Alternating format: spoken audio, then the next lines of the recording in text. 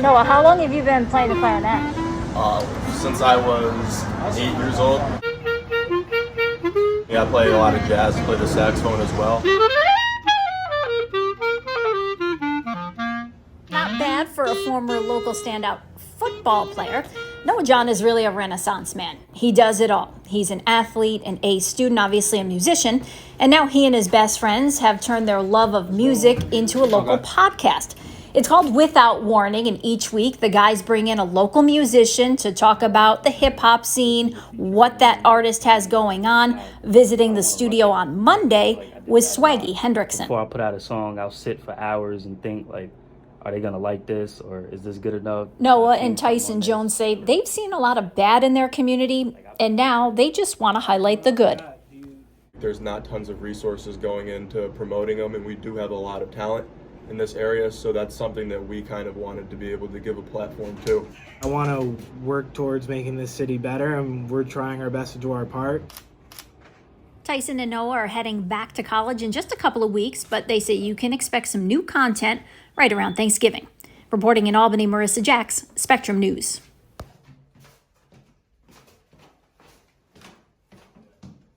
Are you guys good? All right, what's up? It's Without Warning. We're back with another interview. Got Swanky Hendrix with us in the building once again. What's going on? What's going on, bro? So you're fresh off the release of Perp Fiction. You were talking to me a little bit off air. It got a lot of very good reception that maybe you weren't quite expecting. How has that been feeling? It feels surreal, to be honest. Just because, like, this was a new sound for me personally, but it was always the sound that I wanted to base my career on. Just like a laid-back Los Angeles type, something chill to. Yeah. And I also wanted everybody to gravitate towards it. So, like, my grandmother said she plays it while she cooked Sunday dinner, and like, Wow. So it's like different vibes. Like you could play it at a Sunday dinner or cookout or anything. So it's like everybody could gravitate towards it. Yeah, and you feel like there's also like a diversity of people that are really gravitating towards it. Like you said, obviously, probably a lot of your fan base is younger, but then you even have, like you said, your grandma can spin it. Yeah, because what I was going for, especially with the Volume 1, was just I base a lot of the things I do in my career off of me and my father's relationship. Mm-hmm. So after he passed away, that's why Perp Fiction kind of took this long. It took about 2 years to actually come about because I wanted to own the beats and actually like get the certain feel for it. So it's like I feel like when you put this album on, it's an album that my pops could drop to. Right. Wow, that's awesome. So you feel like, because you have dropped other projects like in the past few years, but like you said, you've had this one in the makings for a while. So do you feel like, even though the recording was fairly recent, that it's something that you really envisioned for a long time, despite dropping other music? Yeah, and I only say that just because when I finally thought about it, it was kind of like a dream more than a goal at that point. Because it was like I wanted to do it, and I would tell a lot of people, like, "Oh, I'm going to do this." And it comes with it. People say, "Oh, you can't do that. You're not going to do that."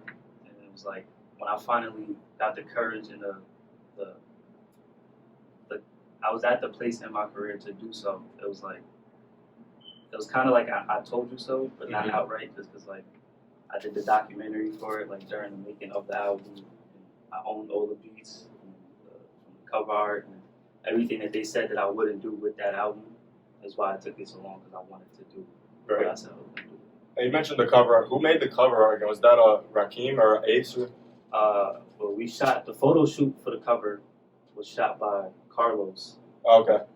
And he shot my other album cover before Perp Fiction was from Dream. Yeah, Dream. The yellow one. He shot that one. And I just like his vision and the camera. He like uses a film camera. So it was like I wanted that throwback kind of feel for the album cover. And he likes styling, so it was like we helped each other out. So he got to use his styling, and I got to do my whole thing with the photo shoots because I wanted to get into modeling and the clothing too. Yeah. The music, but after he shot it, it kind of took me like a week to pick what picture I wanted, like for the vibe of the album cover. And then I picked it and I sent it to Rakim, and he makes all my album covers just because I like his album covers. So he was like, "Bro, I got you." And ever since then, like I want to say every album cover I got, he made. Yeah, I think it definitely fits the vibe of it. Like you mentioned with him shooting it on film, definitely gave it a vintage feel. I actually follow like Carlos on IG and stuff. I love all the shoots he does with you and other people. But so like one thing I heard on your Instagram was like the snippet for the upcoming Pulp Fiction Deluxe Edition, and I kind of hear like a more funky, like upbeat kind of sound with that. Is that kind of the direction you're thinking of heading for that project? For Volume 2, nah, I'm not even gonna say that. Only because Volume 2 is more of a personal approach to Pulp Fiction. Like the first one was really, it was more of me trying to motivate other people and like give them the courage and wisdom and drop knowledge on them as much as I could. But Volume 2 is more of a me telling my story of how I got here and like things I've overcame to get to the point to be able to tell Right. it.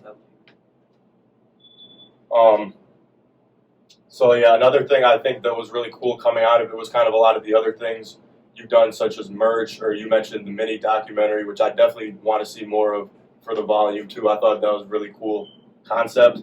How was like some of the reception with those things, kind of on the side, like the merch bin that you put out, or with the film?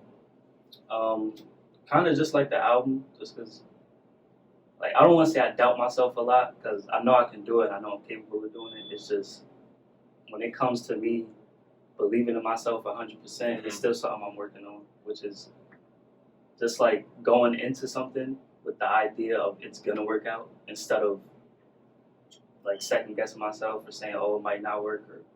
So I just go into it, and I did that the same way with the album, where with the merch, I did 10 shirts first, just because I never did it before, so I wanted to do like a small quantity to see if it would actually sell. And I sold out of those in like an hour. Yeah, I'd imagine that went quick. And that was the album cover, like on the t-shirts. Mm-hmm. And then the second one was the Swanky Hendrix merch, with the signature on it in different colors. Yeah, he's got that in the back right now. Yeah, with the pink with the glitter, and the females like that one. So it was like, I wanted something everybody could gravitate towards, and I wanted to take the same approach I did with the music, with the clothing.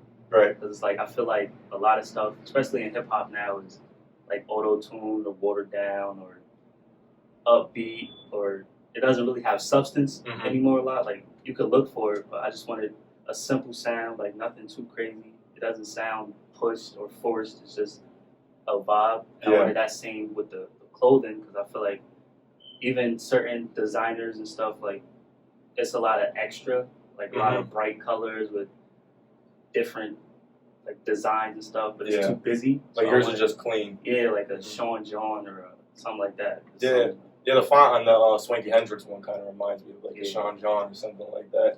I was going to ask, do you feel like you're more confident than ever now after the release of Pulp Fiction and all the merch and everything?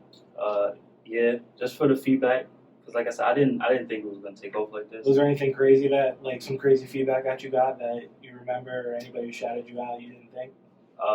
Solely he checked the album out, and he was liking the single, the Royale single. That was big for me, because I still want to do something with him, because like the sound that he has and the popularity he has and the feel he's in was like an R&B pop soul type thing. Yeah. So I always wanted to do something with that. So when he shouted me out on Twitter and retweeted the single, and that was kind of big. So after that, I was like, all right, I kind of think I made it to a certain point in my career. Yeah, he's been doing a lot of good things too. Just dropped the track Leap recently. I think you guys would sound great on the track, so hopefully that's coming sometime in the near future. But so one thing I liked on Pulp Fiction was how you really locked in with one producer, just working with John. Is that something you're gonna plan on doing for the volume 2, or are you just kind of seeking beats, seeing what happens? For volume 2, John, again, he has most of the production. I got about three or four songs from different producers, like Deuce Bigelow. He sent me one, and it was like, it's just the sound of the album, like Deuce. It's got a good sound. Zero's producer named Zero, and another producer named Angel MPH. So like, I got a bunch of other producers that sent me beats. It was just like the first one, but I kind of locked in, just like with the first one. Like, if I'm not feeling it, or I don't think it should make the album, like, it's just a feel, like a certain sound I'm looking for. Like, it just kind of worked out that way. Yeah.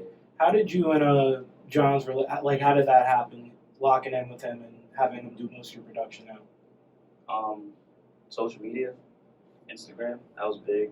Just because it was like, he hit me up I think I hit him up because he got the little beat channel or the beat page on Instagram. So I heard one of the beats and I was like, that's fire. And then we just started talking and he was like, oh, I make beats. And a lot of people say that, especially on Instagram, like, oh, I make beats, or Yeah.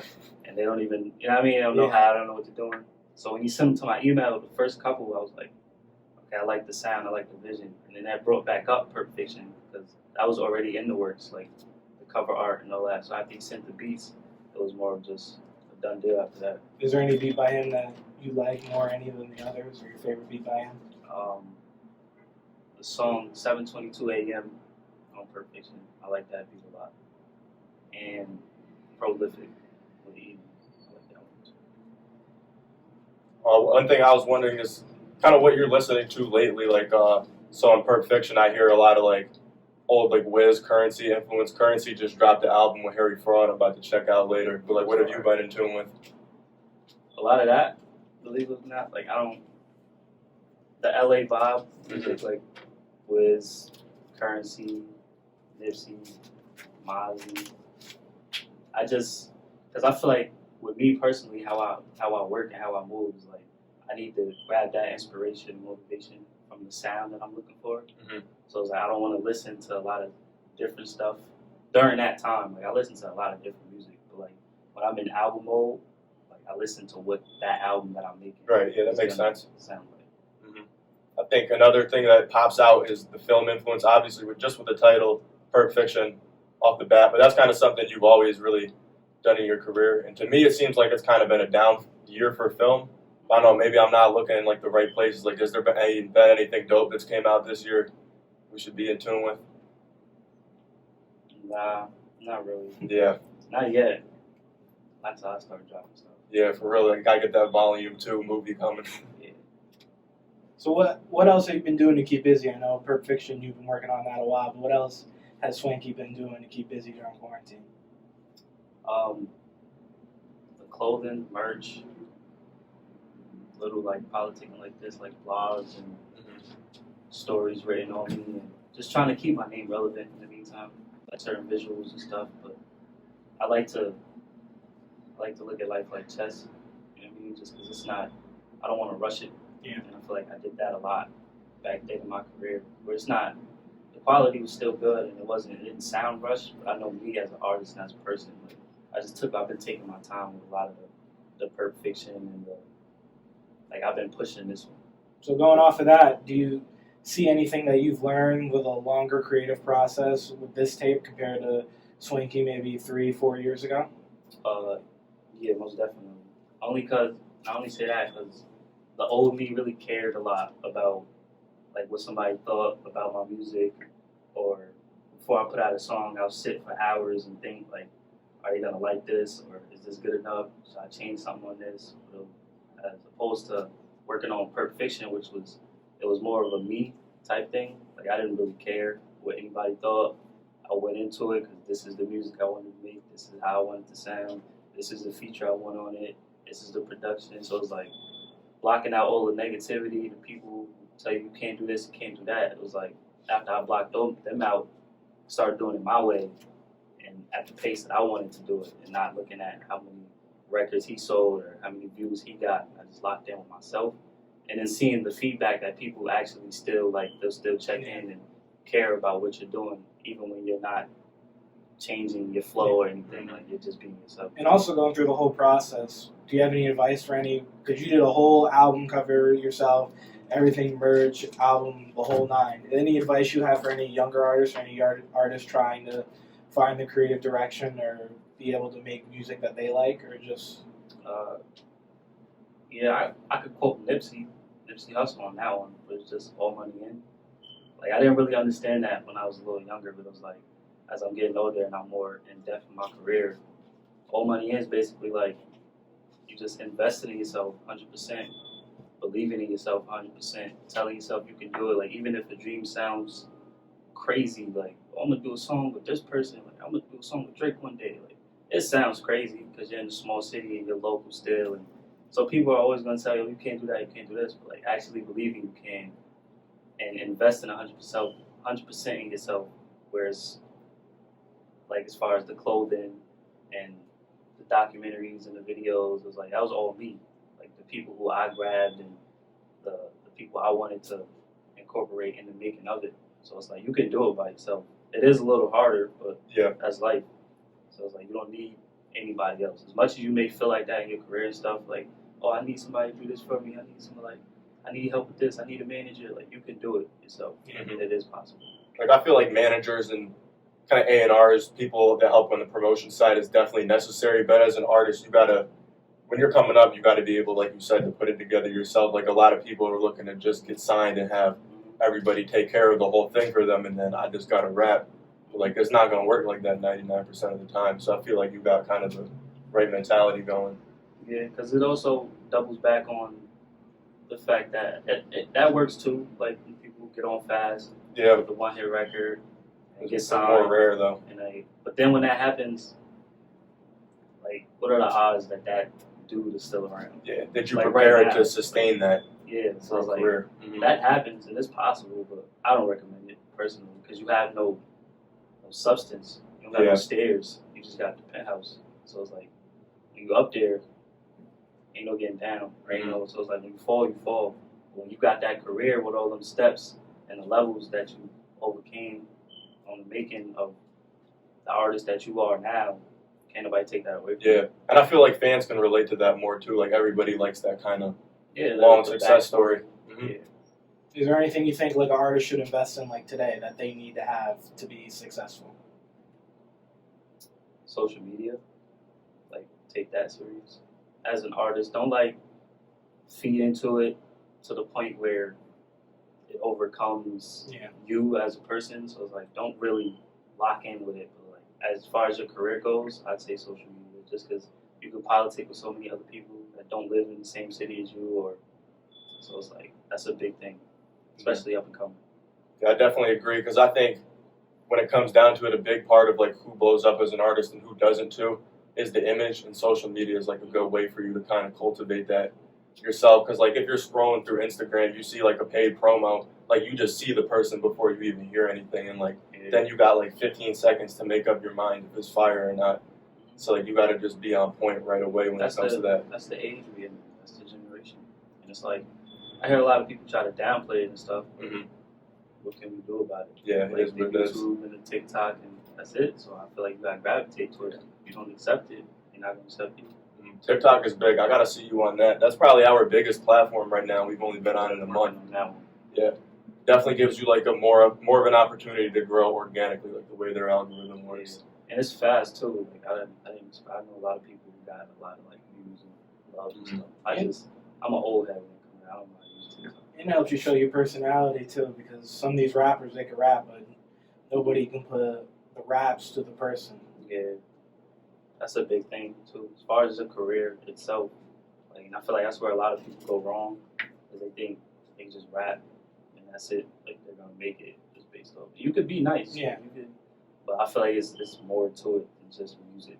You gotta know how to carry yourself, how to talk, Mhm. like how to address yourself to people you never met before. Like you can't take the hood everywhere with you. So it's like I feel like that's where a lot of people mess up.